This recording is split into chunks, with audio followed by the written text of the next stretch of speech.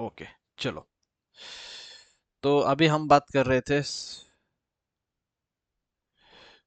अभी तक हमने देखा कि ऑन प्रीमाइस क्या था, क्लाउड के एडवांटेजेस क्या है, डिसएडवांटेजेस क्या है, और क्लाउड के टाइप्स कौन से हैं, जिसमें हमने देखा पब्लिक क्लाउड है, प्राइवेट क्लाउड है, हाइब्रिड क्लाउड है। ओके, आज से हम स्टार्ट करते हैं software development life cycle.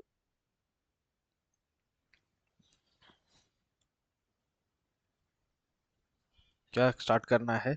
Software development life cycle. इसके बारे में किसी को आइडिया है क्या होता है? एक सॉफ्टवेयर का स्टार्टिंग से कौन से चीजें what SOPs are used.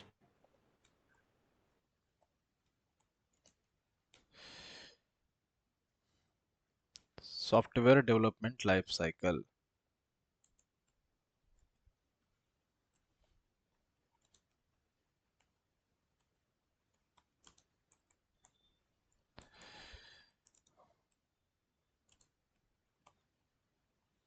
Okay,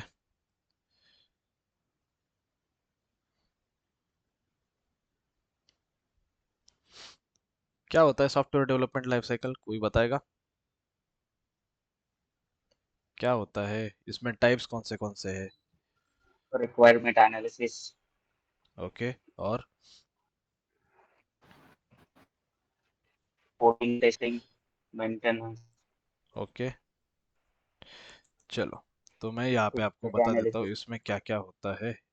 इसका डेफिनेशन लिखते हैं।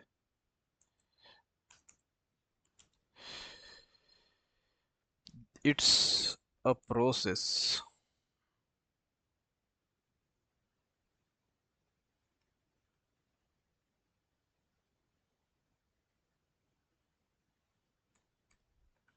It's a process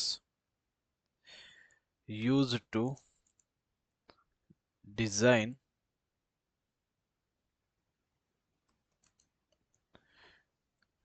develop,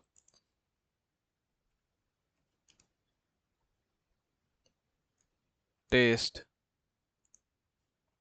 and deliver software products।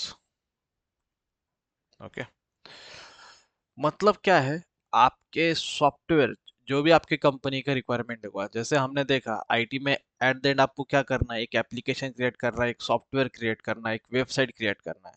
Okay, तो ये जो सॉफ्टवेयर का डेवलपमेंट फेजेस में कैसे होगा, उसको डिफाइन करता है software development life cycle. Okay, बात समझ में आ रही है सबको? क्या करता है, ये डिफाइन करता है कि हमारा सॉफ्टवेयर कैसे रेडी होगा, कैसे मार्केट में जाएगा, कैसे कंपनी में ऑर्गेनाइज वे से क्रिएट होगा। इसको बोलते हैं software development life cycle. Okay, और सॉफ्टवेयर डेवलपमेंट लाइफ साइकिल में क्या है, उसमें दो टाइप्स है। ओके, हम पहले वाला देखते हैं आज, जिसका नाम है वाटरफॉल मॉडल। सुना है सबने वाटरफॉल मॉडल? आपने कोई भी क्लास किया यस। होगा तो उसमें आपने वाटरफॉल मॉडल 100% सुना ही होगा। ओके, कोई भी टेस्टिंग का क्लास होने दो, डेवलपमेंट का होने दो। ओके, तो ये वाटरफॉल मॉडल आप सबने सुना होगा। आज अपने को वही कवर करना है, वाटरफॉल मॉडल।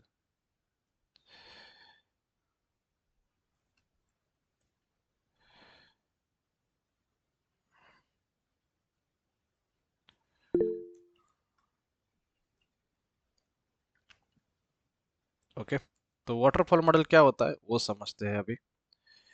इसमें क्या होता है, किस तरीके से, मान लो एक एप्लीकेशन है। ओके, एक एप्लीकेशन है, उस एप्लीकेशन को आपको बिल्ड करना है। ओके, एप्लीकेशन क्रिएट करना है। ओके, लेट कंसिडर करते एक एग्जांपल के लिए, हम एक कंपनी का नाम लेते हैं। ओके, कंपनी कौन से लेते हैं? टीसीएस। हम टीसीएस कंपनी का नाम लेते हैं। और कल हमने एक एग्जांपल देखा था बाय नाउ, वैसे यहाँ पे लेते हैं माय बैंक। माय बैंक नाम की एक बैंक है। ओके, तो माय बैंक नाम के बैंक को अपना एप्लीकेशन डेवलप करके लेना है। किन से लेना है डेवलप करके? टीसीएस से। ओके, टीसीएस कौन है? TCS is a service based company, my bank is a product based company. Clear है? मैंने आपको समझाया भी था। ओके, तो टीसीएस के पास एम्प्लॉयज है बहुत सारे। ओके, माई बैंक के पास इतने एम्प्लॉयज नहीं है। माई बैंक क्या बोलती है कि मुझे क्या करना है, मेरा जो प्रोजेक्ट है वो टीसीएस को आउटसोर्स करना है। क्या करना है, टीसीएस को आउटसोर्स करना है। ओके, तो पहले क्या होता है, बात को समझो। माई बैंक क्या करेगी, अपना प्रोजेक्ट का प्रेजेंटेशन दे दी कि हमारे प्रोजेक्ट में क्या क्या होना चाहिए, हमारा जो बैंकिंग का सॉफ्टवेयर है उसमें क्या क्या ऑप्शंस होने चाहिए, एफडी का, लोन का, car loan, home loan, instant loan, फिर बैंक टू बैंक ट्रांसफर, बहुत सारे ऑप्शन होते हैं। ओके, ये सारे ऑप्शंस ये प्रेजेंटेशन देगी कौन, माई बैंक।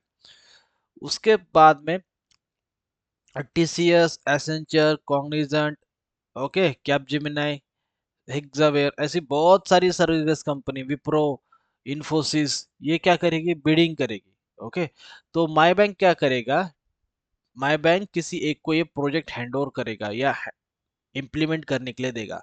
आप वो प्रोजेक्ट किस बेसिस पे करते हैं, किस बेसिस पे देते हैं, पहले चेक करते हैं कि बिडिंग किसका कम है किसका ज्यादा है। Okay, right. दूसरा देखते हैं किसके पास कितने एम्प्लॉयज है इस प्रोजेक्ट पे काम करने के लिए। टीसीएस बोलेगा मेरे पास 200 स्टूडेंट है, 200 कैंडिडेट है जो इस प्रोजेक्ट को डेवलप कर सकते हैं। एसेंचर भी बोलेगा मेरे पास भी 200 कैंडिडेट है, उसमें से मेरे पास 100 एडब्ल्यूएस सर्टिफाइड भी है, अजूर सर्टिफाइड है। तो सर्टिफाइड कैंडिडेट जिनके पास ज़्यादा रहेंगे उनको क्या मिलती है, एक प्रायोरिटी मिलती है, एक एज मिलता है। ओके, तो कंपनी हमेशा, जो आप एमएनसी देखोगे, वो सर्टिफिकेशन को बहुत ज़्यादा वैल्यूज देती है। ओके, जो हम अपने आपका सर्टिफिकेशन करवा के लेने वाले हैं। दूसरा, बिडिंग देखते हैं, इनका मार्केट में स्टेटस देखते हैं। मार्केट में स्टेटस मतलब क्या, ऐसा है क्या, अगर टीसीएस कोई प्रोजेक्ट लेती है उसको टाइम से डिलीवर करती है नहीं करती है। ओके, ये भी चेक किया जाएगा। अगर टीसीएस प्रोजेक्ट तो लेती है, कम बिड करती है और टाइम पे डिलीवर नहीं करती है, डिलीवरी में बहुत सारे प्रॉब्लम्स है, तो माई बैंक क्या करेगी, टीसीएस को नहीं देगी, किसी और कंपनी को दोगी। ओके, बात समझ में आ रही है। या कभी कभी क्या होता है, ये जो बैंकिंग सिस्टम, जो बैंक्स है ना, वो एक कंपनी को प्रोजेक्ट नहीं देते, वो दो तीन कंपनी को प्रोजेक्ट देते हैं। ओके, थोड़ा थोड़ा पार्ट हर एक को रहेगा, ताकि क्या है, अगर एक कंपनी का कुछ प्रॉब्लम भी हो जाता है तो सेफ्टी साइड के लिए दो और कंपनी रहेगी। ओके, तो ऐसे भी कंपनी सोचती है, जैसे कल किसी ने बताया था, सर मेरे इधर ऐसे ही प्रोजेक्ट है। ओके, तो यही चलता है। तो अब ये इनका डील साइन हो गया। ओके, डील साइन होगा और उसमें ईयर भी तय किए जाते हैं। मान लो ये प्रोजेक्ट कंप्लीट करना है उनको 1 ईयर में, 1 ईयर का एक स्पैम दिया गया है, 1 ईयर के ड्यूरेशन में कंप्लीट करना है। किसको कंप्लीट करना है, टीसीएस को कंप्लीट करना है। तो कितना कंप्लीट होने वाला है, क्या कंप्लीट होने वाला है, ये सबका एक एग्रीमेंट बनता है। क्या बनता है, एक एग्रीमेंट बनता है। ओके, फिर वाटरफॉल मॉडल में किस तरीके से काम होता है ये अभी अपन देखते हैं। ओके, तो सबसे पहले वाटरफॉल मॉडल में क्या है, कुछ फेजेस में काम चलता है, फेजेस। तो पहला फेज है गैदरिंग ऑफ रिक्वायरमेंट।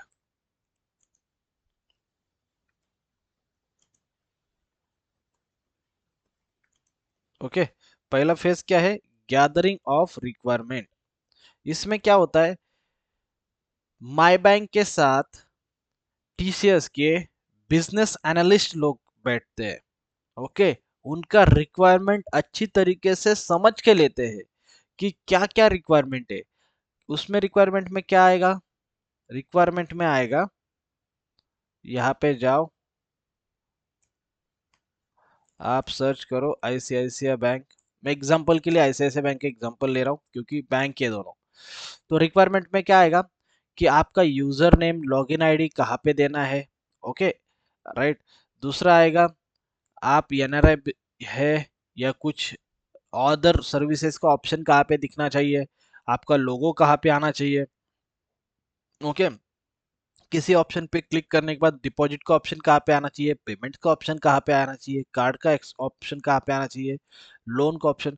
तो ऐसा पूरा जिस तरीके से पूरा वेबसाइट रहेगा वो सारा यहाँ पे बिजनेस एनालिस्ट उनसे रिक्वायरमेंट गैदरिंग करेंगे। किनसे करेंगे, माई बैंक वालों से। क्या करेंगे, वो रिक्वायरमेंट को गैदर करेंगे, रिक्वायरमेंट को कलेक्ट करेंगे, समझ के लेंगे कि अपने क्लाइंट का, टीसीएस क्या बोलेगी, टीसीएस के लिए ये क्लाइंट है, ये कस्टमर है। ओके, टीसीएस क्या बोलेगी, मेरे क्लाइंट का रिक्वायरमेंट मैं समझ के लेता हूँ। बिजनेस एनालिस्ट लोग इनके साथ बैठेंगे और पूरा का पूरा रिक्वायरमेंट समझ के लेंगे। ओके, और इसके लिए एक टाइम फेज भी रहेगा। मान लो इसका टाइम फेज है 3 मंथ्स का। यहाँ तक सबको क्लियर है, समझ में आया। किसी को डाउट नहीं है? Yes sir. ओके, इसको बोलते हैं गैदरिंग ऑफ रिक्वायरमेंट, मतलब कस्टमर का रिक्वायरमेंट समझ के लेना है हमें।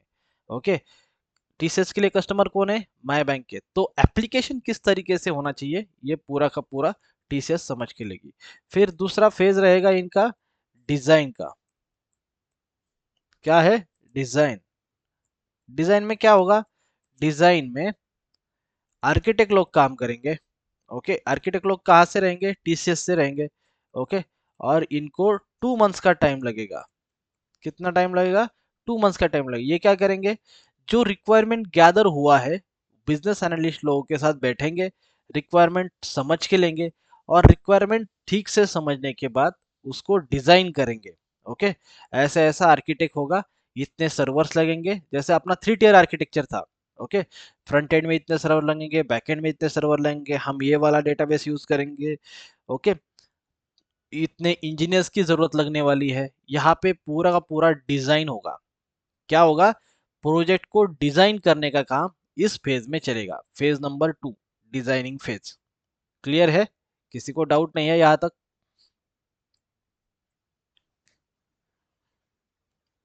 किसी का कुछ डाउट होगा, किसी का कुछ क्वेश्चन होगा तो पूछिए। हम 2 फेज देख रहे हैं, पहला है गैदरिंग ऑफ रिक्वायरमेंट और दूसरा फेज है डिजाइन। ओके, वाटरफॉल मॉडल देख रहे हैं। ओके, वाटरफॉल मॉडल एक लीनियर मॉडल है। ओके, लीनियर मतलब क्या? पहले पूरे एक फेज को कंप्लीट किया जाता है, बाद में कंप्लीट होने के बाद दूसरा फेज स्टार्ट होता है, दूसरा फेज पूरे तरीके से कंप्लीट होने के बाद तीसरा, तीसरा कंप्लीट होने के बाद चौथा, इस तरीके से लीनियर वे में काम किया जाता है।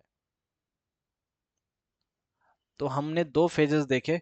अगर आप 2 फेजेस में से किसी को भी कुछ डाउट होगा, feel free ask me your doubts. पूछो अगर किसी को कुछ डाउट है तो।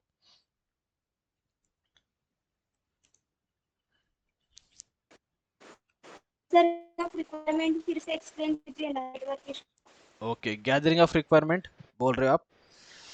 चलेगा। देखो, यह माई बैंक क्या है? कस्टमर है। किसके लिए कस्टमर है? टीसीएस के लिए कस्टमर है। यहां तक क्लियर है आपको?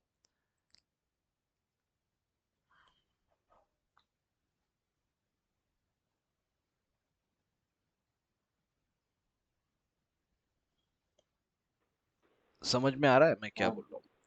माई बैंक एक कस्टमर है। किसके लिए कस्टमर है? टीसीएस के लिए। टीसीएस क्या, माई बैंक क्या बोल रहा है? हमें एक वेबसाइट बना के चाहिए, एक एप्लीकेशन चाहिए बैंकिंग के लिए। बैंकिंग मतलब क्या है? यहाँ पे देखो, जैसे यहाँ पे आईसीआईसीआई बैंक है, यहाँ पे बहुत सारे ऑप्शंस है, personal, NRI, business, corporate, account, deposits, ऐसे बहुत सारे ऑप्शंस है। तो माई बैंक क्या बोल रहा है? आईसीआईसीआई बैंक का जैसा वेबसाइट है वैसे हमें एक वेबसाइट बना के चाहिए। ओके, तो वो क्या करता है? मार्केट में जाता है, सारी कंपनीज को पूछता है, ये एक प्रेजेंटेशन देता है। इनके सेल्स इंजीनियर्स आते हैं, टीसीएस के सेल्स इंजीनियर आएंगे, कॉग्निजेंट के आएंगे, कैपजेमिनी के आएंगे, सबके सेल्स इंजीनियर उस मीटिंग में जाके बैठते हैं। उसके बाद क्या होता है? उसके बाद बिडिंग होती है। ये प्रेजेंटेशन देंगे हमें किस तरीके से एप्लीकेशन चाहिए, फिर एक एस्टिमेशन देंगे, इस एप्लीकेशन को इतना खर्चा आएगा। हर एक कंपनी क्या करेगी? अपना अपना बिड करेगी। बिड, कोई एक जीतेगा, जैसे टीसीएस है, एसेंचर है, कोई भी एक बिड जीतेगा। बिड कैसे जीतेंगे? उसके लिए कुछ पैरामीटर होते हैं। कौन कितना पैसा चार्ज कर रहा है, किसके पास कितने इंजीनियर्स अवेलेबल है, कितने इंजीनियर्स सर्टिफाइड है।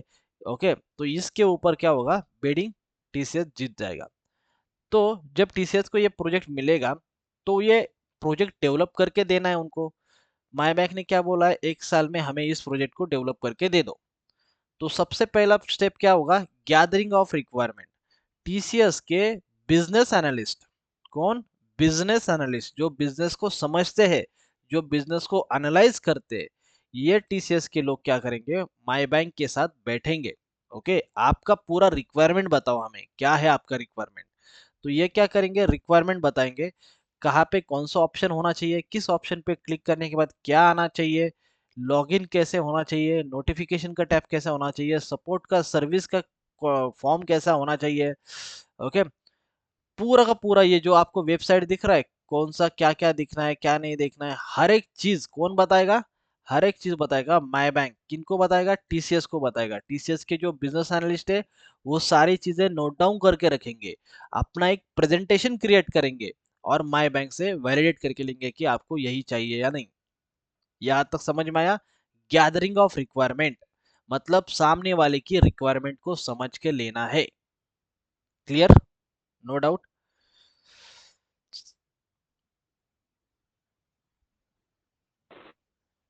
So, किसी को डाउट है? Feel free ask me. Okay, जैसे एक एग्जांपल ले लूं मैं, नॉर्मल वाला। मान लो पुणे में आना है, आप पुणे में आ गए हैं और पुणे में आपको एक घर बनाना है। क्या बनाना है आपको? एक घर बनाना है। ओके, आप पुणे में आ गए, आपको एक घर बनाना है। तो आप क्या करते हो? सबसे पहले घर बनाने के लिए आपको एक लैंड चाहिए, लैंड। ओके, जमीन। ओके, तो आप एक जमीन खरीदते हो। उसके बाद आपको क्या करना है? आपको एक, आप डिसाइड करोगे कि मुझे 2 BHK चाहिए, मुझे 3 BHK चाहिए, मेरा घर कैसा होना चाहिए। ये आप थोड़ा अपने माइंड में थोड़ा सोचते हो कि मेरा घर कैसा होना चाहिए। फिर क्या करते हो आप क्या करते हो? आर्किटेक्ट को बुलाते हो। आर्किटेक्ट को आप क्या बोलते हो कि हमें ऐसा ऐसा एक घर चाहिए, आप डिजाइन बना के दे दो। तो आर्किटेक्ट क्या करता है? आपके लिए डिजाइन बनाता है। ओके, यहाँ पे बेडरूम होना चाहिए, यहाँ पे किचन होना चाहिए, लिविंग रूम कहाँ पे होना चाहिए, बाथरूम्स कहाँ पे होनी चाहिए, ड्राई बालकनी कहाँ पे होनी चाहिए, बालकनी कहाँ पे होनी चाहिए, टेरेस कहाँ पे होना चाहिए। ये कौन बना के देता है? आपको आर्किटेक्ट बना के देता है। करेक्ट? बात समझ में आ रही है आपको? यहाँ तक क्लियर है? गैदरिंग ऑफ रिक्वायरमेंट्स और डिजाइन। डिजाइन कौन कर रहे हैं? आर्किटेक्ट लोग। कंपनी में भी आर्किटेक्ट लोग काम करते हैं। सॉल्यूशन आर्किटेक्ट होते हैं, क्लाउड आर्किटेक्ट होते हैं, डे ऑफ स्ट्रीम के आर्किटेक्ट होते हैं, जावा का कोडिंग के आर्किटेक्ट होते हैं। तो ये सारे डीबीए के आर्किटेक्ट होते हैं। तो ये सारे आर्किटेक्ट लोग क्या करेंगे? डिजाइन करेंगे कि कैसा सॉफ्टवेयर होना चाहिए। फिर एक्चुअल काम आएगा इम्प्लीमेंटेशन का। कौन सा काम है? इम्प्लीमेंटेशन। इम्प्लीमेंटेशन मतलब कौन? आप जो इंजीनियर्स काम करोगे वो आएगा इंजीनियर्स का काम। इम्प्लीमेंटेशन मतलब जो कोर्स करने के बाद आपको जॉब लगेगी तो आप इस फेज में रहोगे। कौन से फेज में? इम्प्लीमेंटेशन। मतलब एक्चुअल में आप वो प्रोजेक्ट को कंप्लीट करने के लिए काम करोगे, प्रोजेक्ट को इम्प्लीमेंट करने के लिए काम करोगे। तो यहाँ पे कौन कौन है? यहाँ पे है यूआई यूएक्स डेवलपर, फिर है आपका यहाँ पे server developer, dBA, cloud engineering, DevOps. Okay, ये सारे लोग प्रोजेक्ट को इम्प्लीमेंट करने के लिए काम करेंगे। बात समझ में आ रही? ओके, और इसमें सबसे ज्यादा टाइम लगेगा। ओके, इसमें सबसे ज्यादा टाइम लगेगा। हम समझते हैं ये टाइम है 5 मंथ्स का। क्या है? ये टाइम है 5 मंथ्स का। तो इसमें सबसे ज्यादा टाइम लगेगा क्योंकि एक्चुअल काम तो यहाँ पे हो रहा है। राइट? एक्चुअल काम तो यहाँ पे हो रहा है। ओके, इम्प्लीमेंटेशन में यूआई यूएक्स डेवलपर काम करेंगे, सर्वर डेवलपर। 3 tier आर्किटेक्चर को याद करो। यूआई यूएक्स डेवलपर थे, सर्वर डेवलपर थे, डीबीए थे, क्लाउड इंजीनियरिंग है, डेवऑप्स है। ये सारे लोग 5 महीने का टाइम लेंगे और इस पे इम्प्लीमेंटेशन में काम करेंगे। क्लियर है सबको? No doubt? जैसे हम अपना एग्जांपल लेते हैं, हमें घर बनाना था तो उसका एग्जांपल क्या है? हमने पहले लैंड परचेस किया। लैंड परचेस करने के बाद हमने सोचा हमारा घर कैसा होना चाहिए। हम आर्किटेक्ट के पास चले गए। आर्किटेक्ट ने हमें डिजाइन बना के दिया, फिर हमें भी वो डिजाइन पसंद आया। फिर हम क्या करते हैं? जो लेबर है, ओके, जो मिस्त्री है, एक्चुअल में जो काम करते हैं वो क्या करते हैं? आपके घर को बना के देते हैं, आपको इम्प्लीमेंट करके देते हैं। Okay, simple. वेबसाइट में भी ऐसा है। आपने गैदरिंग ऑफ रिक्वायरमेंट किया, बिजनेस एनालिस्ट लोग माई बैंक के साथ बैठे, उन्होंने सारा रिक्वायरमेंट समझ के लिया 3 मंथ्स में। फिर डिजाइन करने के लिए आर्किटेक्ट लोगों ने 2 मंथ्स का टाइम लिया, अच्छे से डिजाइन बना के दिया। और फिर इंजीनियर्स क्या कर रहे हैं? इम्प्लीमेंटेशन करके ये पूरा का पूरा प्लेटफॉर्म माई बैंक के लिए रेडी करके दे रहे हैं। अभी इसमें किसी को डाउट है तो बोलो। No, sir. क्लियर है? एक एक चीज क्लियर करके जाएंगे आगे। चलो आगे बढ़ते हैं। फोर्थ वाला चीज समझते हैं, वेरिफिकेशन। क्या है? फोर्थ वाला स्टेज है वेरिफिकेशन। वेरिफिकेशन में क्या आता है, जो अपना वेबसाइट है, जो आपका वेबसाइट है, जो आपके इंजीनियर्स ने क्रिएट किया है, किसके इंजीनियर्स काम कर रहे हैं, टीसीएस के इंजीनियर्स काम कर रहे हैं। ये पूरा का पूरा कौन सा टीम है, टीसीएस का टीम है, ये भी टीसीएस का टीम है, ये भी टीसीएस का टीम है। तो इन्होंने जो वेबसाइट डिजाइन किया है उसका वेरिफिकेशन भी तो होना चाहिए। एग्री करते हो आप?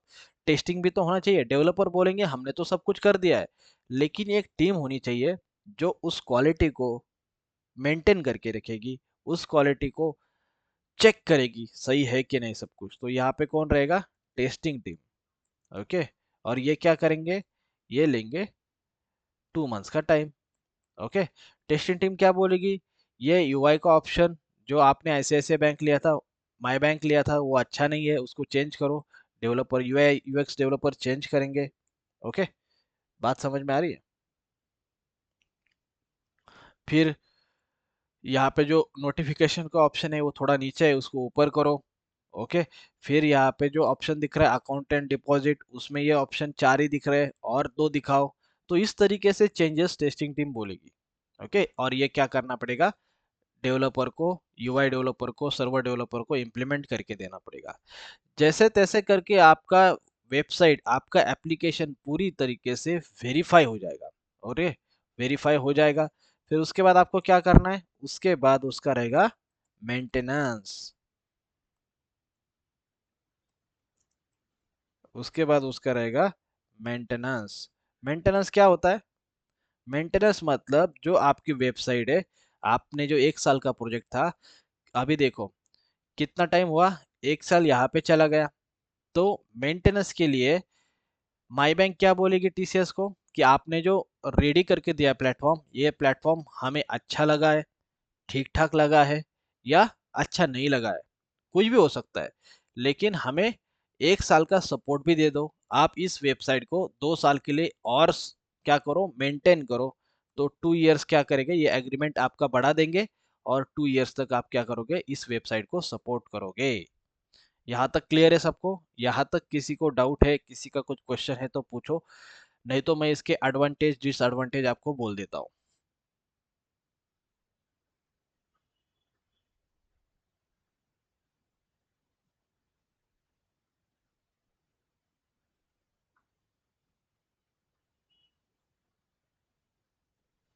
Excuse me sir. हाँ बोलो बोलो। सर जैसे आपने बोला था कि वाटरफॉल मॉडल जो है वो एक स्टेज के बाद कंप्लीट होने के बाद ही सेकंड स्टेज पे जाता है। करेक्ट। तो जैसे वेरिफिकेशन में टेस्टिंग टीम ने अगर कोई इशू रेज कर दे तो उसके बाद तो फिर वो उसको इम्प्लीमेंट करने के लिए वापस इम्प्लीमेंटेशन जाना पड़ेगा ना। तो नहीं फिर नहीं, इससे फिर जो अगर यहाँ हमारा पे, ओरिजिनल आइडिया है वो तो। हाँ यहाँ पे अगर इशू आता है तो फिर से आपको फर्स्ट से जाना पड़ेगा। ऐसा नहीं कि यहाँ से आप पीछे जाओगे और ये आपको ठीक करके देंगे। वाटरफॉल मॉडल में आपको फर्स्ट से फिर से स्टार्ट करना पड़ता है। ओके, यही तो इशू है इसमें। ओके, अगर टेस्टिंग, अभी आप समझो मेरी चीज मैं क्या बोल रहा हूँ। माई बैंक के साथ टीसीएस के लोग बैठे और इन्होंने रिक्वायरमेंट समझ के लिया, इन्होंने 100% रिक्वायरमेंट को समझाया, लेकिन यहाँ पे जो बैठे हैं वो इंसान ही तो है। ओके, वो थोड़ा तो गलती करेंगे। मान लो इन्होंने 90% सब कुछ सही से समझा है। ओके, फिर क्या होगा, यहाँ पे जो लोग हैं, बीए लोग आर्किटेक्ट लोगों को समझाएंगे, तो ये भी 90% समझेंगे। ओके, मतलब क्या है, डेल्टा बढ़ रहा है। डेल्टा मतलब क्या, एरर होने के चांसेस बढ़ रहे हैं। मतलब क्या है, 100% प्रोडक्ट की जो विजिबिलिटी यहाँ पे थी, 100% प्रोडक्ट की जो रिक्वायरमेंट यहाँ पे थी, 10% यहाँ पे एरर आ गया। फिर हर एक स्टेप में यहाँ पे भी 10% का एरर आया। इन लोगों ने भी थोड़ा सा 10% का एरर लाया, इन लोगों ने भी थोड़ा सा 10% का एरर लाया। ऐसे कर करके आपका जो प्रोडक्ट था वो अलग ही डेवलप हो जाएगा। और उसमें क्या होगा, कुछ एरर्स रहेंगे, कुछ बग्स रहेंगे और एग्जैक्टली मैच नहीं होगा जो माई बैंक का रिक्वायरमेंट था उससे। अगर यहाँ पे कुछ बग आते हैं, यहाँ पे कुछ प्रॉब्लम आता है, ओके, वेरिफिकेशन में, तो ऐसा नहीं कि ये इम्प्लीमेंटेशन के लिए पीछे जाएंगे, ये आपको फिर से जाना पड़ेगा। वाटरफॉल मॉडल का कंसेप्ट ही ऐसा है, आप यहाँ से पीछे नहीं जा सकते, आपको फिर से स्टार्टिंग से सब कुछ करना पड़ता है। क्लियर है? Okay sir, yes. Okay, waterfall model में एक प्रॉब्लम है। क्या प्रॉब्लम है कि यहाँ पे जो आपका कस्टमर है वो आपके टच में नहीं है, वो गैदरिंग ऑफ रिक्वायरमेंट में आपके साथ में है, फिर वो यहाँ पे नहीं है। फिर वो कब आएगा? वेरिफिकेशन होने के बाद वही अपने वेबसाइट को देखेगा और वो सरप्राइज हो जाएगा। क्या हो जाएगा? सरप्राइज। क्यों हो जाएगा ऐसे? क्योंकि वो देखेगा यार मेरा रिक्वायरमेंट अलग था, इन्होंने अलग ही बना दिया। समझ में आ रहा है आपको? मेरा रिक्वायरमेंट अलग था, इन्होंने थोड़ा अलग ही प्रोडक्ट बना दिया, तो I am not satisfied with this requirement. Okay, plus और एक यहाँ पे देखो, यहाँ पे जो बिजनेस एनालिस्ट लोग काम कर रहे हैं 3 महीने के लिए वो इस प्रोजेक्ट में काम कर रहे हैं। कितने महीने के लिए? 3 महीने के लिए इस प्रोजेक्ट प्रोजेक्ट में काम कर रहे हैं। लेकिन जब गैदरिंग ऑफ रिक्वायरमेंट रहेगा तो आर्किटेक्ट लोग खाली है, इम्प्लीमेंटेशन में जो इंजीनियर है वो भी खाली बैठे हैं, वेरिफिकेशन वाले भी खाली बैठे हैं, और ये पर्टिकुलर टाइम के लिए ये क्या हो जाते हैं? बिजनेस एनालिस्ट लोग ओवरबर्डन हो जाते हैं। जैसे इनका काम हो जाता है, फिर आर्किटेक्ट वाले लोग ओवरबर्डन हो जाते हैं। इनका काम जैसे होता है, इम्प्लीमेंटेशन में जो इंजीनियर्स काम कर रहे हैं वो ओवरबर्डन हो रहे हैं। बात समझ में आ रही है? ओवरबर्डन मतलब क्या हो रहा है? एक पर्टिकुलर ड्यूरेशन के लिए इनके पास बहुत ज्यादा काम आ रहा है। ये प्रॉब्लम था यहाँ पे। समझ में आ रहा है सबको मैं क्या बोल रहा हूँ? पहला प्रॉब्लम क्या था? क्लाइंट इन्वॉल्व नहीं है through out the implementation, through out the journey. आपका जो क्लाइंट है माई बैंक, वो आपके साथ इन्वॉल्व नहीं है। दूसरा प्रॉब्लम क्या है? दूसरा प्रॉब्लम है कि यहाँ पे इंजीनियर्स पर्टिकुलर टाइम के लिए ओवरबर्डन हो रहे हैं, उनको बहुत ज्यादा काम करना पड़ रहा है। ओके, और मान लो अभी मेंटेन इम्प्लीमेंटेशन का फेज है, आप डेवऑप्स इंजीनियर्स हो। ओके, 5 मंथ का टाइम मिला है, आपका 4 लोगों का टीम है। एक एग्जांपल लेते हैं, 4 लोगों का टीम है और आपके पास काम नहीं है, आप आराम से काम चल रहा है, कोई प्रॉब्लम नहीं है। आपका प्रोजेक्ट गैदरिंग ऑफ रिक्वायरमेंट के फेज में है, फिर डिजाइन फेज में आ गया, और जैसे आपके पास काम आने वाला है, आपके टीम से 2 लोगों ने स्विच कर लिया। मतलब 4 लोग थे, 2 लोगों ने दूसरा कंपनी ज्वाइन किया, टीसीएस छोड़ के वो एसेंचर में चले गए। ओके, तो अभी एक्चुअल जो 4 लोगों का काम था, अभी वो 2 लोगों को करना पड़ेगा, क्योंकि नए हायरिंग के लिए, नए लोग ज्वाइन करने के लिए कुछ ना कुछ तो टाइम लगेगा। तो यहाँ पे प्रॉब्लम ये आती थी कि ये जो लोग यहाँ पे काम कर रहे हैं, इंजीनियर्स काम कर रहे हैं, वो थोड़े ड्यूरेशन के लिए ओवरबर्डन हो रहे हैं। ओवरबर्डन मतलब क्या? उनके पास बहुत ज्यादा काम आ रहा है। ओके, वो यूटिलाइज हो रहे हो। ओके, और ऐसी क्या होता था, ये स्ट्रेस वाली सिचुएशन होती थी।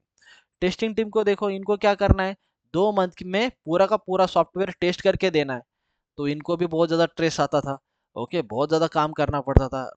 ओके, तो यहाँ पे ये थोड़े प्रॉब्लम्स थे। ओके, और सबसे बड़ा प्रॉब्लम मतलब क्लाइंट इन्वॉल्व नहीं है। क्लाइंट का इन्वॉल्वमेंट नहीं है, तो उसने सोचा कि एप्पल मिलेगा, उसको मिल गया ऑरेंज। बात समझ में आ रही है? उसका एक्सपेक्टेशन मैच हुआ नहीं। तो इसकी वजह से क्या होता था?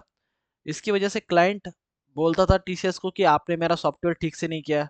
फिर टीसीएस डिफेंड करता था। फिर ये क्या था, एक एक साल का जो टाइमलाइन है वो आगे और बढ़ता था। मतलब क्या है, टाइम पे डिलीवरी भी नहीं होती थी। ओके, माई बैंक का जो कंसेप्ट था, माई बैंक का जो एप्लीकेशन था, उन्होंने सोचा कि 2025 तक मेरा एप्लीकेशन लॉन्च करना है। लेकिन ये जो चेंजेस थे, ये चेंजेस की वजह से, या एप्लीकेशन ठीक से ना क्रिएट हुआ उसकी वजह से, उनका लॉन्चिंग डेट भी, डिलीवरिंग डेट भी आगे जाता था। फिर क्या होता था, माई बैंक बोलता था कि हमें ये एप्लीकेशन ठीक करके दे दो, पूरा हमारा जो रिक्वायरमेंट था वही करके दे दो। फिर टीसीएस क्या बोलता था, ये करने के लिए हमें 1 साल और लगेगा, और जैसे 1 साल और लगेगा तो ये उनका जो एग्रीमेंट है वो 2 साल का हो जाएगा, और माई बैंक को क्या करना पड़ेगा, 1 और साल का पैसा टीसीएस को पे करना पड़ेगा। ओके, तो ऐसे प्रॉब्लम्स थे इस मॉडल में। आपको समझ में आ रहे हैं?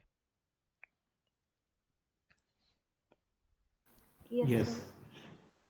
और किसी का कुछ क्वेश्चन है तो बोलिए। मैंने आपको प्रॉब्लम भी बता दिए। और आजकल ये मॉडल ज़्यादा नहीं यूज़ होता है। आजकल दूसरा एक मॉडल है जिसका नाम है अजाइल, वो ज़्यादा यूज़ होता है, उसके बारे में भी समझेंगे। वाटरफॉल मॉडल में अगर किसी को डाउट है तो पूछो।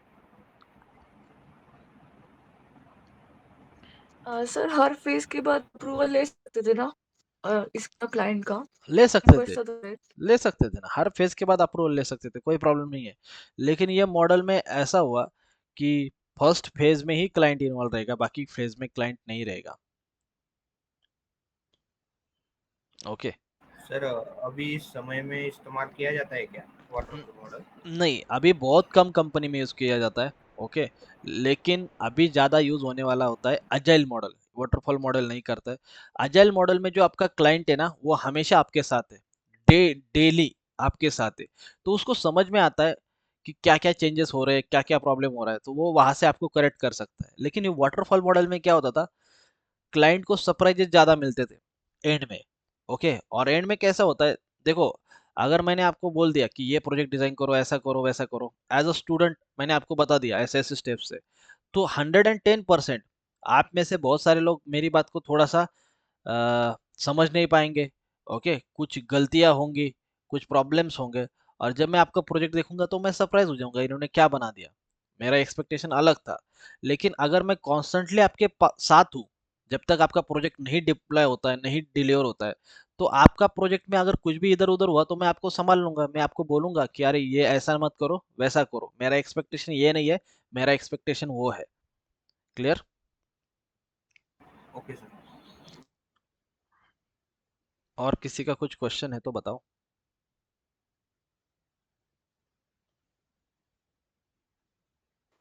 No sir.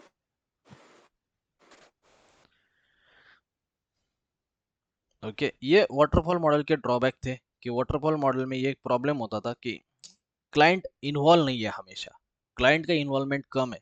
ओके, और एंड में उसको सरप्राइजेस ज़्यादा मिलते हैं। तो इसको ठीक करने के लिए एक नया मॉडल आया मार्केट में, जिसका नाम है अजाइल। क्या है अजाइल? मैं आपको बताता हूँ अजाइल में कैसे काम होता है, क्या काम होता है। करें स्टार्ट? रेडी हो सब? हाँ। यस। ओके,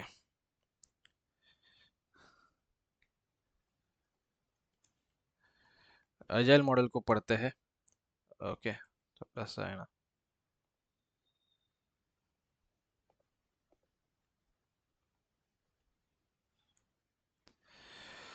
तो अजाइल में ना इस मॉडल को ठीक किया गया।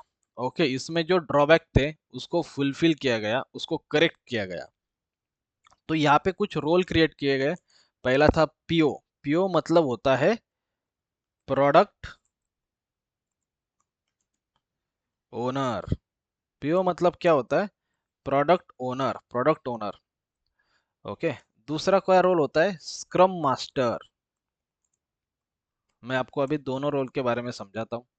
ये ऐसे दो रोल थे। कौन था? एक था पीओ रोल और एक है स्क्रम मास्टर का रोल।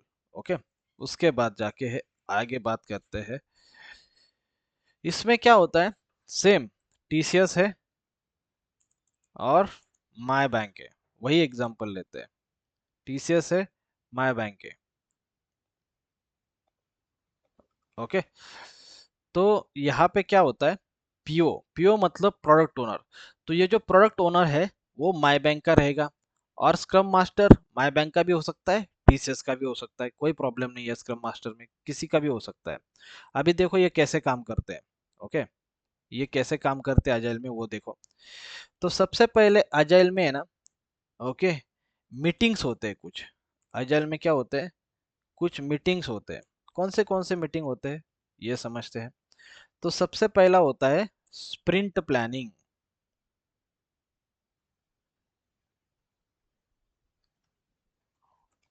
Sprint planning. दूसरा मीटिंग होता है डेली स्टैंड अप।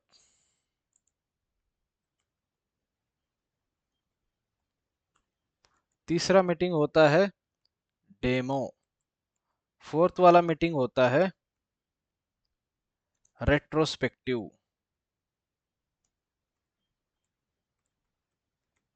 ओके, तो अभी इनके बारे में समझते हैं, सबके बारे में क्या क्या होता है, क्या क्या नहीं होता है।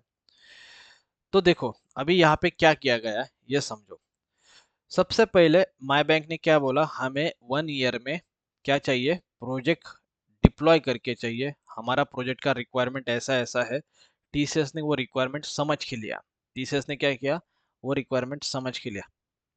तो 1 ईयर मतलब कितने वीक्स होते हैं?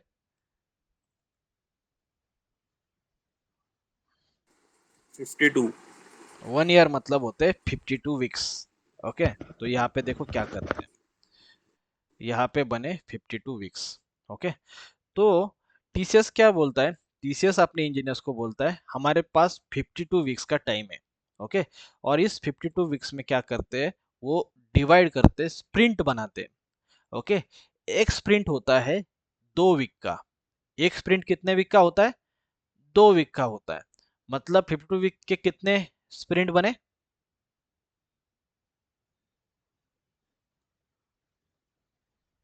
अगर 1 वीक 2 वीक का एक स्प्रिंट है तो 52 वीक के कितने स्प्रिंट बनेंगे, 26। ओके, 26 स्प्रिंट बनेंगे। ओके, लेकिन टीसीएस क्या करेगा, टीसीएस बोलेगा ये जो प्रोजेक्ट है हम क्या करेंगे 22 स्प्रिंट में कंप्लीट करने का ट्राई करेंगे, और जो 4 स्प्रिंट बनी है वो बफर में रखेंगे। मतलब अगर कुछ आगे पीछे होता है तो 4 स्प्रिंट का टाइम हमारे पास एक्स्ट्रा रहेगा। समझ में आया सबको मैं क्या बोल रहा हूँ, बात क्लियर हो रही है?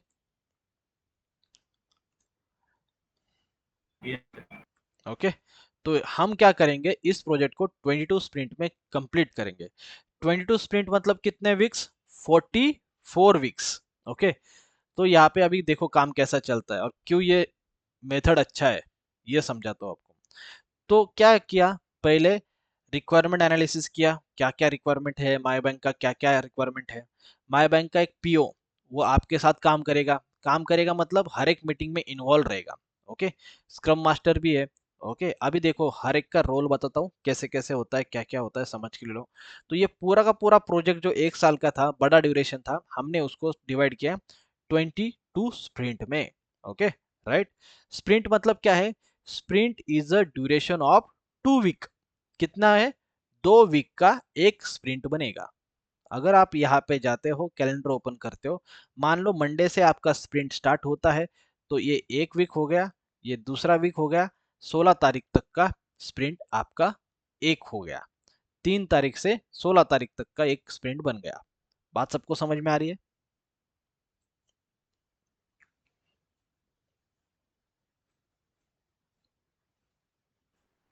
Yes sir. समझ में आ रहा है मैं क्या बोल रहा हूँ? नॉर्मली कंपनीज में आप काम करोगे तो वहां पे आपका स्प्रिंट का ड्यूरेशन रहेगा 2 वीक का।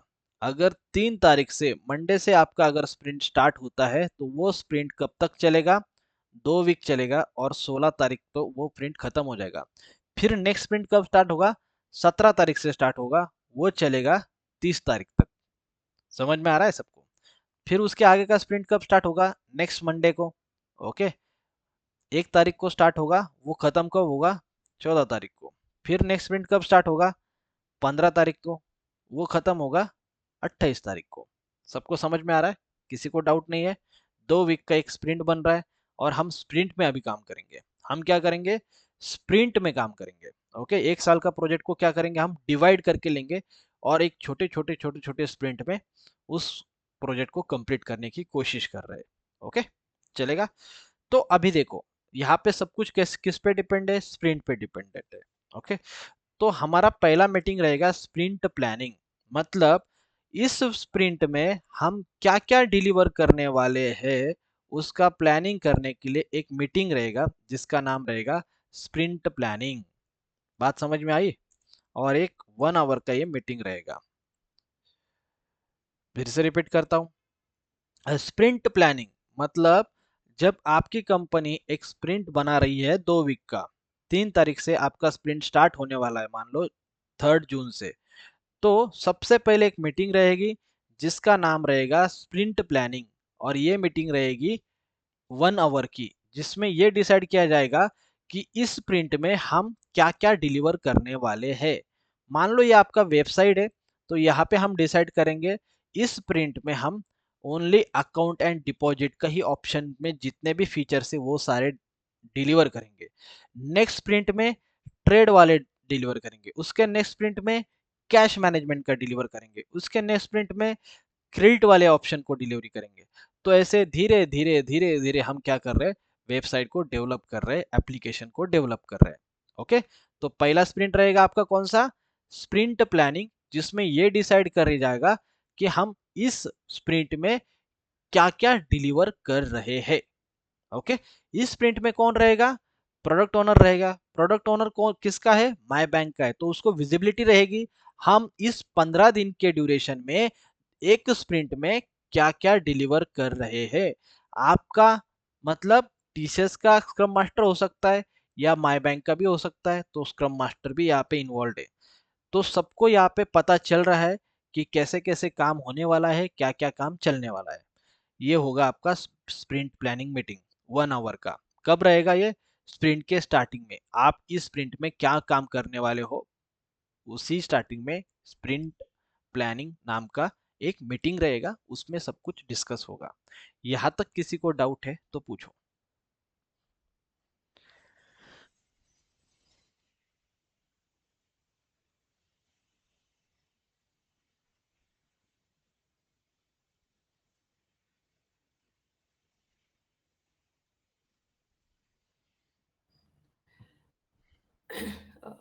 योगेश गीता यार, अरे हम्म सूरज गीता यार। बोलो। स्प्रिंट, जब हम स्प्रिंट की बात करते हैं तो मतलब स्प्रिंट मतलब बोल सकते हैं कि कंप्लीट वन टास्क, और जो भी मतलब एक टास्क जो दिया हुआ है we need to complete within 2 weeks, तो उसको हम स्प्रिंट बोल सकते हैं ऐसे। यस, स्प्रिंट मतलब ड्यूरेशन। स्प्रिंट को टास्क से रिलेट ड्यूरेशन, मत करो, स्प्रिंट को रिलेट करो ड्यूरेशन से। ड्यूरेशन ऑफ ड्यूरेशन से, हाँ ड्यूरेशन। 2 वीक। ओके, यहाँ पे मैंने क्या है, यहाँ पे सब में ड्यूरेशन, ये क्या है, 52 वीक्स का ड्यूरेशन है 1 ईयर का। ओके, तो हमने क्या किया, इसको डिवाइड किया स्प्रिंट में। और हमारे कितने स्प्रिंट बने? हमारे ऐसे 26 स्प्रिंट बने। लेकिन हम 4 स्प्रिंट क्या कर रहे हैं, बफर के लिए रखेंगे। अगर कुछ कम ज्यादा होता है, माई बैंक बोलता है ऐसे करना है वैसे करना है, तो हमने 4 स्प्रिंट अलग से, या हमारा स्प्रिंट के हिसाब से काम अगर नहीं होता है तो हमने 4 स्प्रिंट अलग से निकाल के रखेंगे। हम क्या डिसाइड कर रहे हैं, 22 स्प्रिंट में काम करेंगे। 22 स्प्रिंट मतलब क्या, 44 वीक्स में पूरा का पूरा प्रोजेक्ट डिजाइन करके हैंड ओवर कर देंगे माई बैंक को। ओके, तो हमने जितना प्रोजेक्ट का पूरा काम था ना, ये पूरा का पूरा काम है ना जो आपको जो दिख रहा है, वो हमने 22 स्प्रिंट में डिवाइड कर दिया। करेक्ट? समझ में आया? यस। ओके, और हम क्या कर रहे हैं अभी, 22 स्प्रिंट में से एक स्प्रिंट का काम के ऊपर डिस्कशन कर रहे हैं। इस स्प्रिंट में हम कितना डिलीवर करेंगे, ये हम स्प्रिंट प्लानिंग में डिसाइड किया। इस स्प्रिंट प्लानिंग में हम ये डिसाइड करने वाले हैं कि हमारे इंजीनियर कितने हैं। 4 डेवऑप्स इंजीनियर है, 5 क्लाउड इंजीनियर है, 3 डेवलपर है, 4 टेस्टर है। तो ये सबका जो कैपेसिटी है, इस स्प्रिंट में हम कितना डिलीवर कर सकते हैं, वो यहाँ पे डिस्कस करेंगे। क्लियर सबको? ओके। ये मीटिंग कब होगा? Once in a sprint. Sprint में एक बार ही ये मीटिंग होगा, इसका नाम है स्प्रिंट प्लानिंग। कब होगा ये? Once in a sprint. Starting में ही ये मीटिंग होगा, जिसमें डिस्कस किया जाएगा कि कौन कौन कितना काम करेगा, क्या काम करेगा और कितना डिलीवर करना है हमें। ओके, मतलब क्या किया हमने, छोट बड़े से प्रोजेक्ट को छोटे छोटे हिस्सों में डिवाइड किया है, और वो छोटा छोटा हिस्सा हम क्या करेंगे, डिलीवर करने वाले हैं। तो यहाँ पे कौन रहेगा? यहाँ पे स्क्रम मास्टर भी रहेगा इस मीटिंग में, और प्रोडक्ट ओनर भी रहेगा। तो यहाँ पे मतलब सबको विजिबिलिटी है इस स्प्रिंट में कितना काम होने वाला है, तो किसी को कोई प्रॉब्लम नहीं है। क्लियर? ये मीटिंग कब हो रहा है? Starting of the sprint. मतलब अगर आपका स्प्रिंट 3 जून से स्टार्ट हो रहा है और फिनिश हो रहा है 16 जून को, तो ये मीटिंग रहेगा 3 जून को ही। यहाँ पे कौन कौन रहेगा?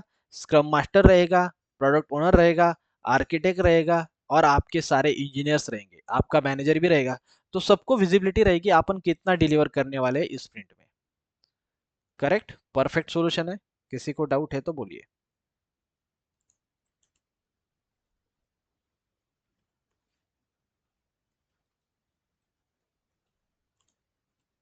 फिर आता है नेक्स्ट मीटिंग, जिसका नाम है डेली स्टैंड अप। नाम में ही है क्या, डेली। डेली मतलब ये मीटिंग हर रोज होने वाली मीटिंग है। बात समझ में आ रही है? ये मीटिंग क्या है, ये मीटिंग हर रोज होने वाली मीटिंग है। तो इसमें क्या डिस्कस किया जाएगा, स्प्रिंट प्लानिंग में आपको कुछ टास्क असाइन होंगे। इसके ऊपर आप यहाँ पे 3 क्वेश्चन का आंसर दोगे। क्या क्वेश्चन है? What did you do yesterday? कल आपने क्या काम किया? दूसरा क्वेश्चन है,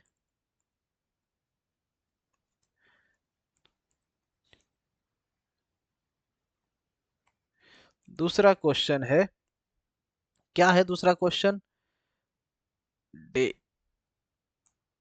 दूसरा क्वेश्चन रहेगा हमारा, what you are going to do today, आज आप क्या काम करने वाले हो। और तीसरा क्वेश्चन रहेगा, एनी ब्लॉकर, एनी ब्लॉकर मतलब आपको कोई प्रॉब्लम ब्लॉकर्स है क्या। ये 3 क्वेश्चन का आंसर आपको इस मीटिंग में देना पड़ेगा। ओके, मैं समझाता हूँ आपको कैसे बोलना है। यहाँ से आपको हर एक चीज की आदत लगा रहा हूँ मैं, क्योंकि ये कंपनी में जाओगे तो आपको हर रोज यही मीटिंग फेस करना पड़ेगा। Daily stand up, daily stand up में क्या होगा, आप आपका ड्यूरेशन स्प्रिंट का स्टार्ट हुआ 3 जून को, 4 जून को आप क्या करोगे, एक मीटिंग का रहेगा, इसका नाम है डेली स्टैंड अप। आप जाओगे मीटिंग के लिए और वहाँ पे अपना स्टेटस बताओगे कि आपने कल क्या काम किया था, आज आप क्या काम करने वाले हो, और आपको कोई ब्लॉकर है क्या, मतलब किसी डेवलपर की डिपेंडेंसी है, किसी टेस्टर की डिपेंडेंसी है, उसकी वजह से आपका काम नहीं हो रहा है, तो that will fall under blocker, वो ब्लॉकर में रहेगा। बात सबको क्लियर है? आज आप क्या काम करने वाले हो वो बताओगे, कल आप क्या काम करने वाले हो ये बताओगे। और इस मीटिंग में कौन रहेगा, scrum master and product owner. Product owner मतलब क्या है, product owner is always of my bank, तो वो देख रहा है कौन कितना काम कर रहा है, क्या काम कर रहा है, किसकी क्या रिस्पॉन्सिबिलिटी है। और स्क्रम मास्टर का काम क्या है, सारी मीटिंग को अरेंज करना स्क्रम मास्टर का काम है। सब मीटिंग को अरेंज करना किसका काम है, स्क्रम मास्टर का काम है। बात समझ में आ रही है सबको? किसी को यहाँ पे डाउट है तो बोलिए।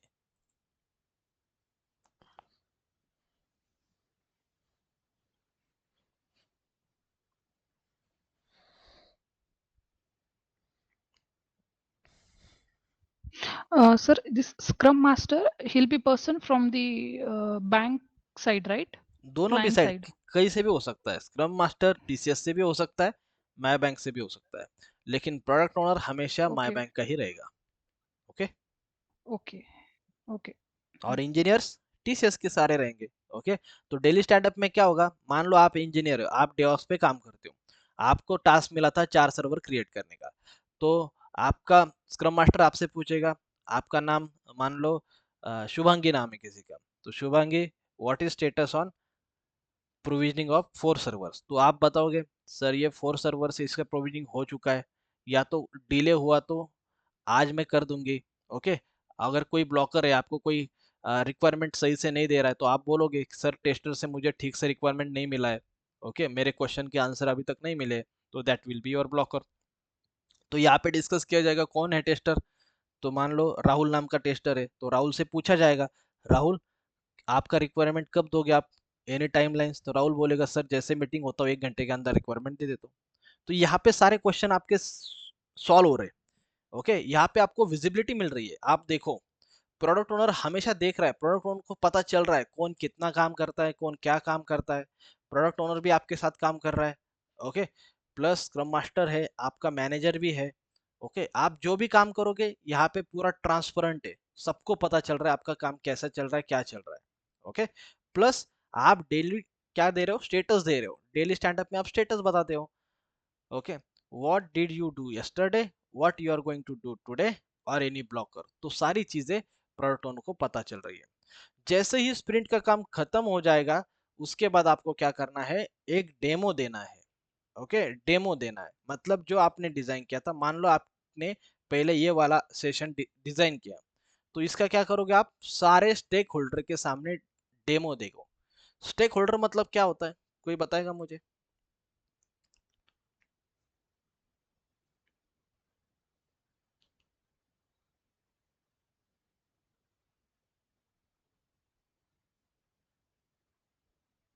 Customers.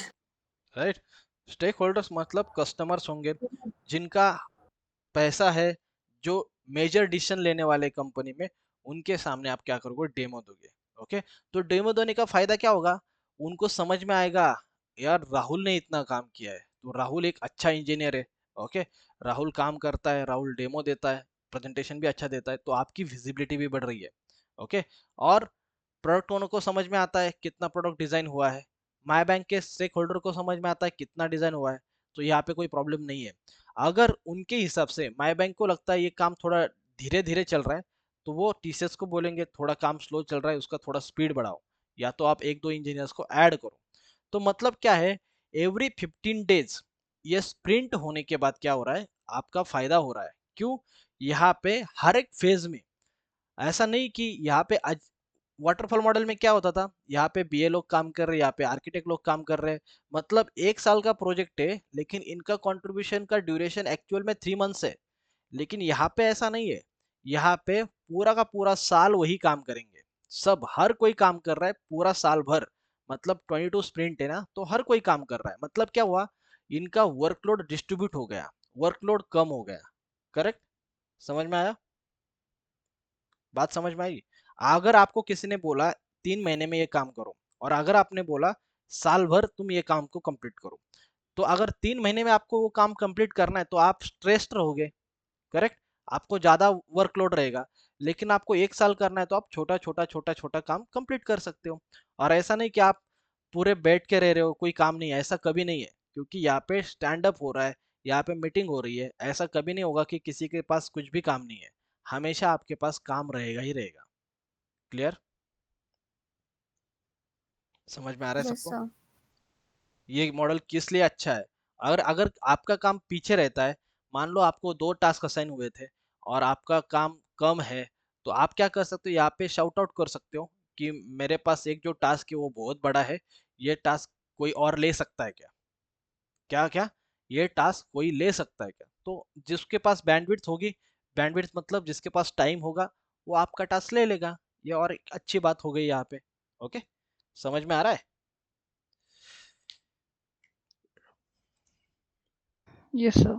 चलेगा। फिर क्या होता है, फिर होता है रेट्रोस्पेक्टिव। रेट्रोस्पेक्टिव मतलब क्या होता है?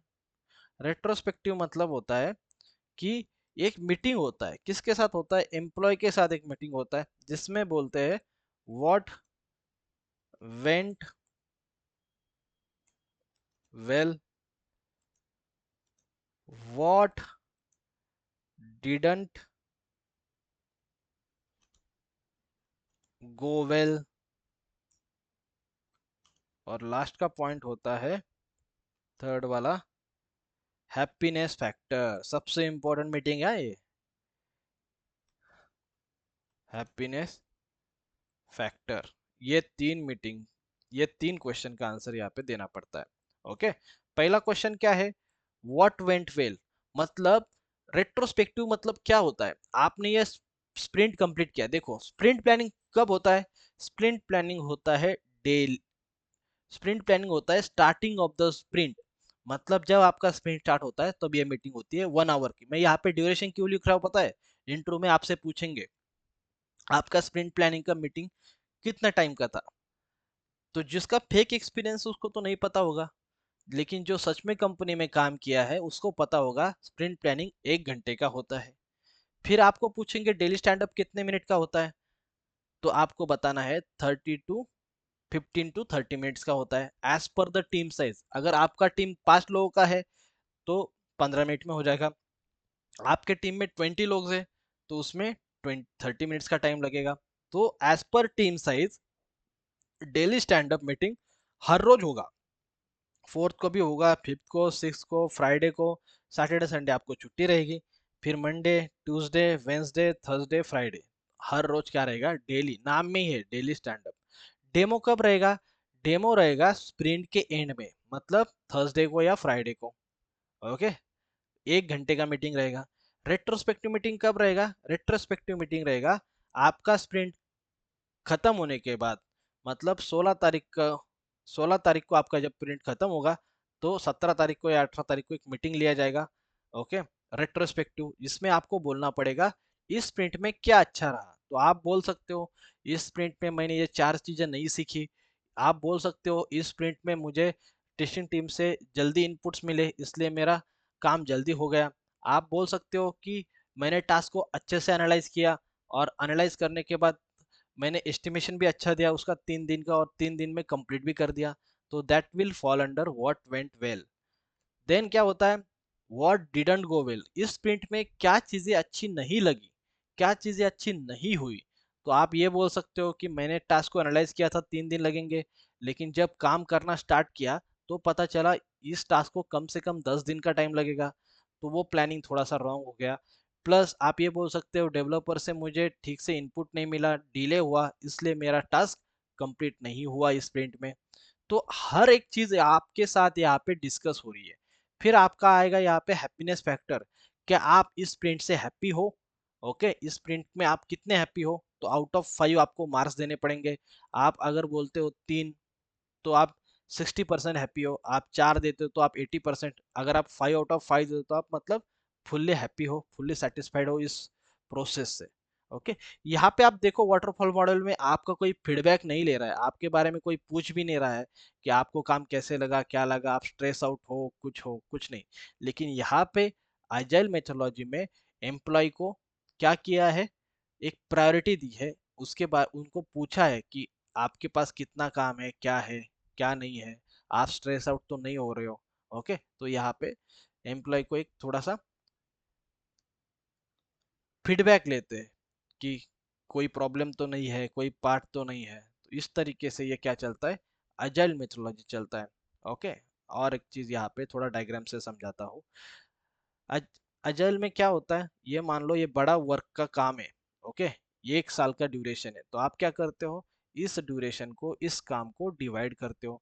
क्या करते हो, डिवाइड करते हो, छोटे छोटे पार्ट्स में डिवाइड करते हो। आप यहाँ पे देखो, आपने क्या किया, छोटे छोटे पार्ट्स में इस प्रोजेक्ट को आपने डिवाइड किया।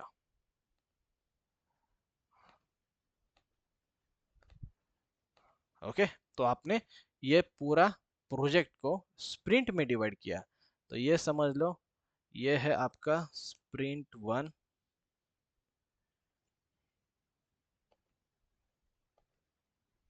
ये है स्प्रिंट 2,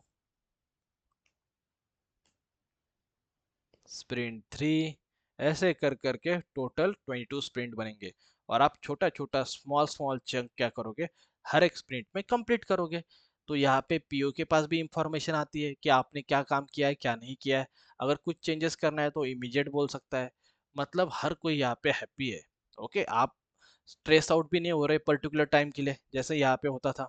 ओके, यहाँ पे सारे इंजीनियर्स एक साथ काम कर रहे हैं। ओके, इसलिए आजकल कंपनीज में अजाइल मेथोडोलॉजी का यूज ज्यादा किया जाता है। बात सबको क्लियर है, किसी को कुछ डाउट है, किसी का कुछ क्वेश्चन है तो बोलो। और एक चीज बोलता हूँ, मान लो ये माई बैंक का प्रोडक्ट ओनर है। क्या है ये, माई बैंक का प्रोडक्ट ओनर है। अगर इन फ्यूचर माई बैंक को कुछ इंजीनियर्स हायर करने हैं, तो उनको पता है यहाँ पे महेश नाम का जो डेवलपर था वो अच्छा काम कर रहा था, राहुल नाम का जो डेवऑप्स इंजीनियर था वो बहुत अच्छा काम कर रहा था, क्लाउड इंजीनियर था कोई शुभांगी नाम की, वो भी अच्छे काम कर रही थी। तो यहाँ का जो प्रोडक्ट ओनर है, इन एम्प्लॉयज को, इन इंजीनियर को एक अच्छी सैलरी देके हायर कर सकते हैं अपनी कंपनी में, क्योंकि आपका यहाँ पे विजिबिलिटी बन गया है। लेकिन यहाँ पे आपका विजिबिलिटी नहीं बन रहा है, आपको बस यहाँ पे काम करके देना है, यहाँ पे हर एक चीज है। ओके, प्लस एम्प्लॉय का यहाँ पे फीडबैक भी लिया जा रहा है कि आपको काम करने में मजा आया, क्या प्रॉब्लम हुआ, क्या नहीं हुआ, आप डिस्कस कर सकते हो। और एक चीज बोलता हूँ, यहाँ पे टाइमलाइन स्ट्रिक्ट है, बहुत स्ट्रिक्ट है। लेकिन अगर यहाँ पे आप काम डिलीवर नहीं कर पाते हो, तो जो आपका काम होगा, जो टास्क होगा, वो नेक्स्ट स्प्रिंट में स्पिल ओवर होगा। क्या होगा, स्पिल ओवर, वर्ड को याद रखो। क्या होगा, स्पिल ओवर होगा। मतलब क्या है, अगर एक स्प्रिंट में, मान लो आप इस स्प्रिंट में काम नहीं कर पाते हो कंप्लीट आपका 16 तारीख तक, तो नेक्स्ट स्प्रिंट में उसी टास्क आप कंटिन्यू कर सकते हो।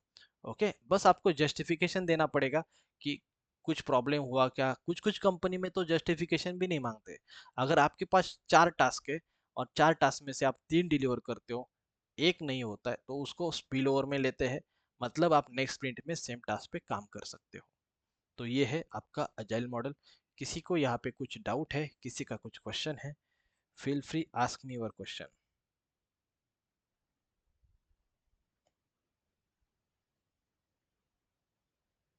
तो स्प्रिंट प्लानिंग में सारे लोग आते हैं, जैसे डेवलपर वगैरह सब उसी सब वाले प्लानिंग में आते हैं क्या? राइट, वो ओके। डिपेंड करता है आपका टीम साइज कितना है। और आपका डिपेंडेंसी, मान लो आप डेवलपर के साथ काम कर रहे हो तो डेवलपर को भी आना पड़ेगा। आप ओनली डेवऑप्स टीम काम कर रहे हो तो डेवलपर नहीं आएंगे फिर वहाँ पे, ये आपका ही सारी मीटिंग्स आपके लिए ही रहेगी। तो डिपेंड करता है प्रोजेक्ट कितना बड़ा है, टीम साइज कितनी बड़ी है। यहाँ पे कोलैबोरेशन में काम होता है। कोलैबोरेशन मतलब क्या होता है? कोलैबोरेशन मतलब क्या होता है? सारी टीम्स को एक साथ लगाओ। राइट, एक साथ रहना, एक साथ कम्युनिकेशन से एक दूसरे को हेल्प करना, एक दूसरे के साथ काम करना। तो यहाँ पे कोलैबोरेशन बहुत अच्छा होता है और इसकी वजह से तो क्या ये होता है। जितने भी स्प्रिंट हाँ बोलिए। सर, जितने भी स्प्रिंट्स आएंगे 22 स्प्रिंट्स, तो हर स्प्रिंट में ये स्प्रिंट प्लानिंग होगा, राइट? करेक्ट। ओके, अभी मान लो 22 स्प्रिंट का काम था लेकिन आपका कुछ काम बचा है। Okay, late consider, late assume, okay, ये नॉलेज हब का काम बचा है, तो आगे वाली हमारे पास 4 प्रिंट बफर में रखे हैं हमने, तो हम 4 प्रिंट को यूटिलाइज करेंगे काम कंप्लीट करने के लिए। राइट, बात समझ में आई? और अगर मान लो वर्स्ट केस में अगर आपका 1 साल का प्रोजेक्ट टीसीएस 1 साल में कंप्लीट करता नहीं है, उसको और 2-3 महीने लगते हैं, तो माई बैंक भी क्या बोलेगी, अपन इतना भी स्ट्रिक्ट नहीं रह सकते, इन्होंने बहुत अच्छा प्रोडक्ट बना के दिया है हमें, तो और 2-3 महीने लगेंगे तो भी चलेगा। क्योंकि यहाँ पे क्या होता था, यहाँ पे डायरेक्टली आपके 2-3 साल बढ़ जाते थे, लेकिन यहाँ पे ऐसा नहीं है। टीसीएस बोल सकती है कि हमें 1 क्वार्टर और दे दो। 1 क्वार्टर मतलब होता है 3 महीने का टाइम, 3 महीने का टाइम और दे दो। और ये प्रोडक्ट ओनर भी काम कर रहे हैं, प्रोडक्ट ओनर भी बोलेंगे हाँ प्रोजेक्ट में ये डिफिकल्टी आई, इसलिए हमें टीसीएस का टाइम बढ़ाना पड़ेगा और 1 क्वार्टर हमें लगेगा। समझ में आया? इससे क्या होगा, इससे दोनों कंपनी के रिलेशनशिप भी अच्छे हो रहे हैं, तो मार्केट में टीसीएस का नाम भी खराब नहीं होगा। माई बैंक क्या बोलेगी, टीसीएस ने हमें अच्छा प्रोडक्ट डिलीवर करके दिया है। क्लियर?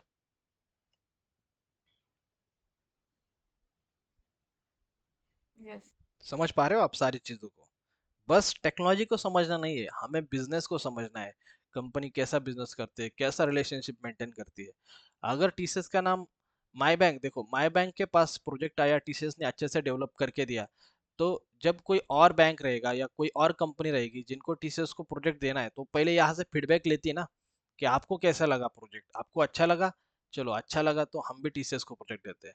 तो ऐसे तो क्लाइंट बेस बेचता है। राइट, क्लाइंट बेस कैसे बढ़ेगा? क्लाइंट बेस बढ़ेगा, आपका फीडबैक अच्छा गया तो क्लाइंट आपके पास आएंगे, आपको हेल्प करेंगे आगे बढ़ने के लिए। एम आई राइट?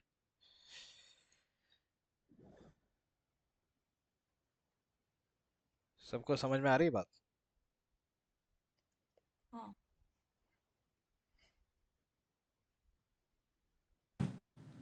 So, ऐसा कभी होता है क्या दैट एस्टिमेटेड टाइम से पहले ही प्रोजेक्ट हाँ बन हो जाता है ना, कभी कभी हो जाता है। जैसे हमने सोचा कि 22 स्प्रिंट का टाइम लगेगा, ओके, और 22 में खत्म हो गया, ओके, मतलब 4 स्प्रिंट हमारे पास बचे, तो ये प्रोडक्ट ओनर भी रहेगा, वो आपको अप्रिशिएट करेगा कि आपने विद इन टाइमलाइन 4 वीक्स पहले ही डेवलप करके दिया है। ओके, वो आपको रिवार्ड्स पॉइंट देगा, वो आपको अप्रिशिएट करेगा, टीम को, पूरी टीम को पार्टी भी देगा। ओके, 5 स्टार होटल में, 4 स्टार होटल में पार्टी मिलेगी आपको। ये सारे एडवांटेज कब होते हैं, जब आप सब काम कर रहे हो साथ में, तो प्रोडक्ट ओनर को पता चल रहा है कि ये टीम कितना एफर्ट्स डाल रही है। उसने सोचा था 1 साल में करके देगी, लेकिन इन्होंने सॉरी 4 वीक पहले ही करके दिया डिजाइन। तो ये सारी चीजें विजिबिलिटी में आती है प्रोडक्ट ओनर के, प्रोडक्ट ओनर को समझता है टीम कितना एफर्ट डाल रही है। आगे जब आगे जब इस प्रोजेक्ट को मेंटेनेंस का टाइम आएगा, 2 साल का मेंटेनेंस होगा, 3 साल का मेंटेनेंस होगा, तो प्रोडक्ट ओनर क्या सजेस्ट करेगा, टीसीएस का टीम बेस्ट है, इसको ही मेंटेनेंस का काम दे दो, मतलब टीसीएस को बिजनेस मिलेगा। समझ में आ रहा है? और इसकी वजह से क्या होगा, एप्लीकेशन में कम से कम बग्स रहेंगे। क्यों कम से कम बग्स है? क्योंकि प्रोडक्ट ओनर हमेशा इन्वॉल्व है, स्टेक होल्डर्स हमेशा इन्वॉल्व है, और ये हमेशा एक एक स्प्रिंट में डिलीवर हो रहा है। ऐसा नहीं कि एक साथ ही सब कुछ डिलीवर हो रहा है, थोड़ा थोड़ा चंक में डिलीवर हो रहा है। यहाँ पे टेस्टिंग हो रही है अच्छे से, तो ये प्रोडक्ट भी अच्छा रहेगा, सब सेटिस्फाइड भी रहेंगे, कोई ओवरबर्डन भी नहीं हो रहा है, आपका हमेशा फीडबैक भी लिया जा रहा है। ओके, इसलिए every one is happy with this agile methodology. Clear? हाँ सर। सर और और मेंटेनेंस कम क्यों रहता है? बिकॉज कंपनी तो प्रोडक्ट लॉन्ग टर्म के लिए यूज करेगा, तो मेंटेनेंस सिर्फ 1 या 2 साल के लिए क्यों रहता है?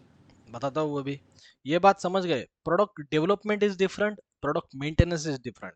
ओके, जब आप कंपनी में जाते हो एक फ्रिज लेते हो तो आप क्या बोलते हो, हमें 2 साल का सपोर्ट चाहिए। Okay, right. वो क्या होता है, अगर आपके फ्रिज में कोई प्रॉब्लम आई, आप कॉल करोगे एलजी वालों को, वो आएंगे आपका फ्रिज ठीक करके देंगे, राइट। लेकिन आईटी कंपनी में सपोर्ट कैसा होता है, एक्टिव सपोर्ट चाहिए। एक्टिव सपोर्ट मतलब क्या, मान लो ये प्रोजेक्ट डेवलप करने के लिए टीसीएस को 100 एम्प्लॉयज की जरूरत पड़ी या 100 इंजीनियर्स ने काम किया टोटल। ओके, लेकिन सपोर्ट के लिए 100 लोगों की जरूरत नहीं है। सपोर्ट के लिए माई बैंक क्या बोलेगी, हमें ओनली 20 लोग ही दे दो। क्योंकि सपोर्ट मतलब क्या, कुछ एनहांसमेंट नहीं करना है, कुछ नए नए फीचर्स ऐड नहीं करना है, हमें बस क्या चाहिए, हमें बस इस एप्लीकेशन को सपोर्ट करने वाला चाहिए, ज़्यादा कुछ नहीं चाहिए। तो वो क्या करेगी, 20 इंजीनियर्स का सैलरी 2 महीने 2 साल के लिए और पे करेगी।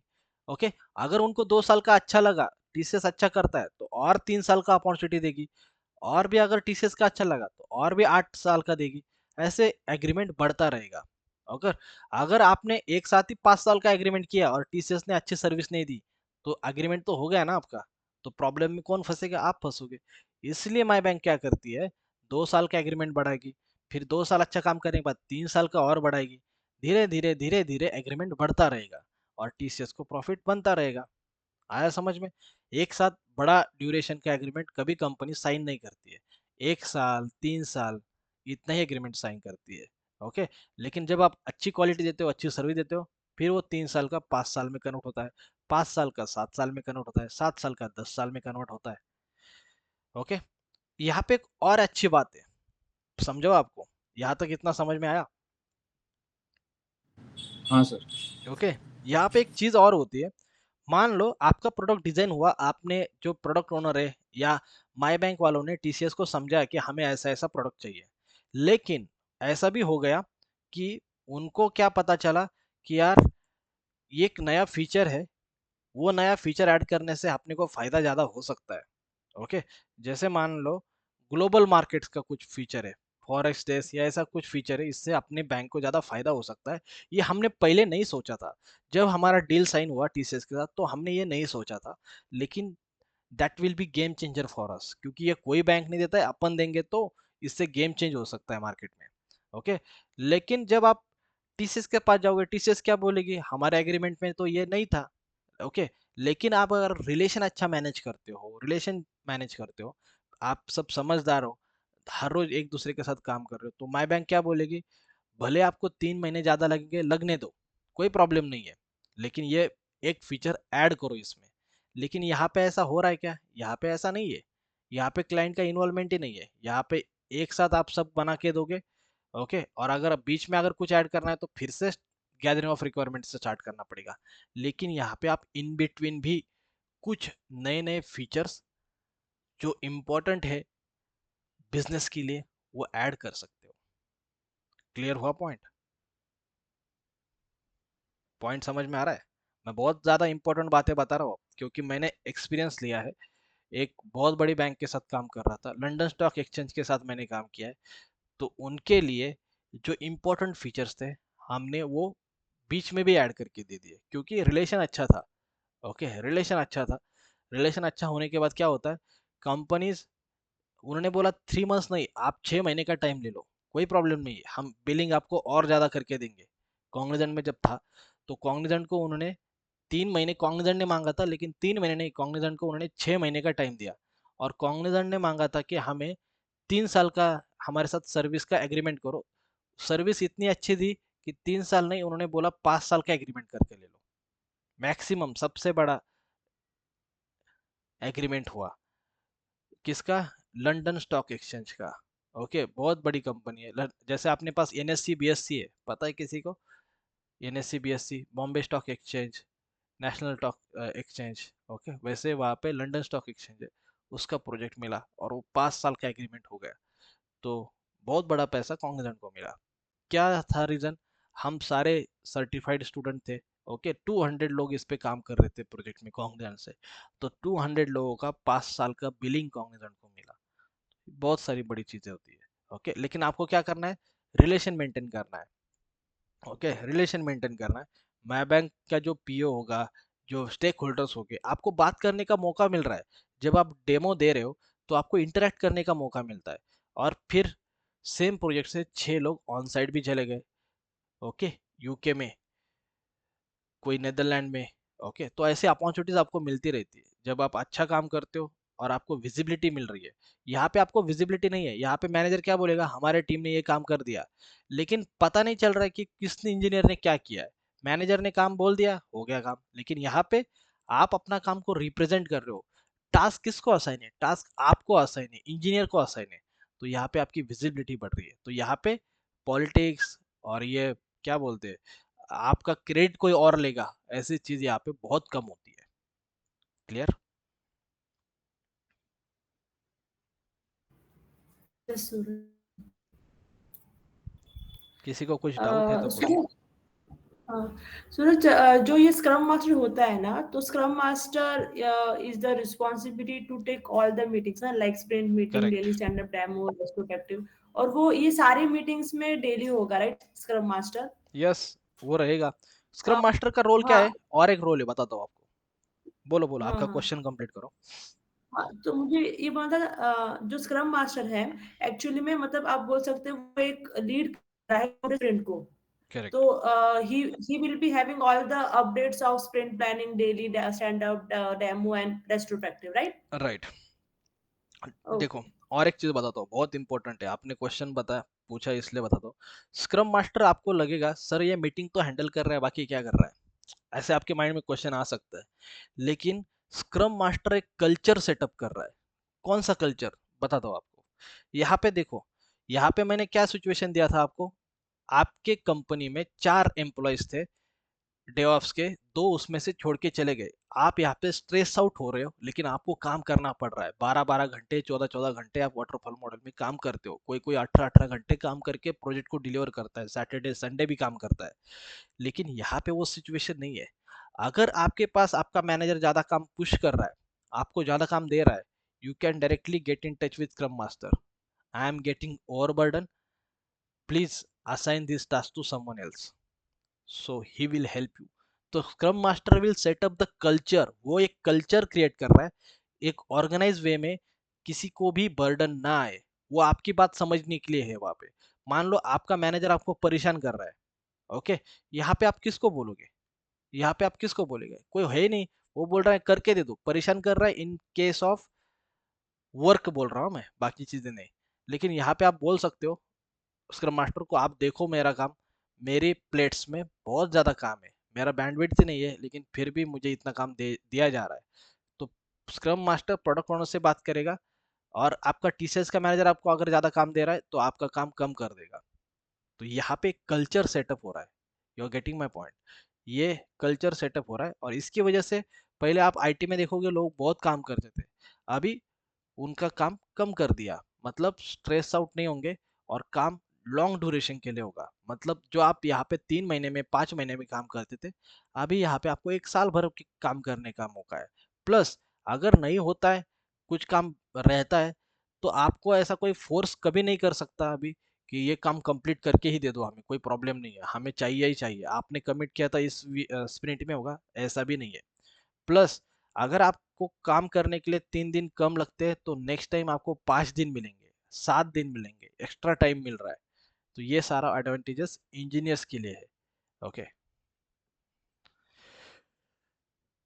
तो स्क्रम मास्टर ओनली मीटिंग नहीं अरेंज कर रहा है, स्क्रम मास्टर एक कल्चर भी सेटअप कर रहा है, ओके। चलेगा, रिकॉर्डिंग को स्टॉप कर दूं मैं अभी?